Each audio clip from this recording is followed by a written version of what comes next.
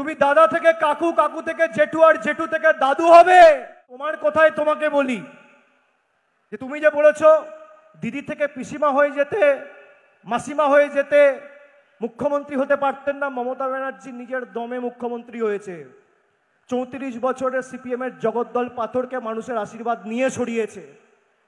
আর তোমাকেও বলে রাখি, তুমি দাদা থেকে কাকা, কাকা থেকে জেঠু, আমি এই ভাষা ব্যবহার করি না, কিন্তু তুমি এই ভাষাই বোঝো, আমার কিছু করার নেই। তুমি দাদা থেকে কাকু, কাকু থেকে জেঠু, আর জেঠু থেকে দাদু হবে। তৃণমূল কংগ্রেস মানুষের হৃদয় থেকে আগামী 50 বছর বাংলার মাটিতে সরাতে পারবে না। দম থাকলে লড়ো, লড়ো, করতে পারলে করো, লড়তে পারলে লড়ো, আর ধরতে পারলে ধরো, নইলে মুখ বন্ধ করে বাড়িতে গিয়ে ঘুমিয়ে পড়ো।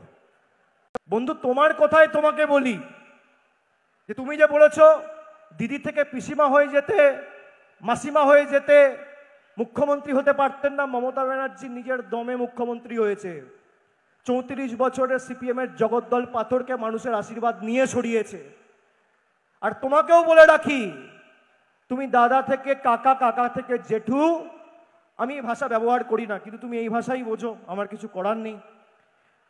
তুমি দাদা থেকে কাকু, কাকু থেকে জেঠু, আর জেঠু থেকে দাদু হবে। তৃণমূল কংগ্রেসকে মানুষের হৃদয় থেকে আগামী 50 বছর বাংলার মাটিতে সরাতে পারবে না।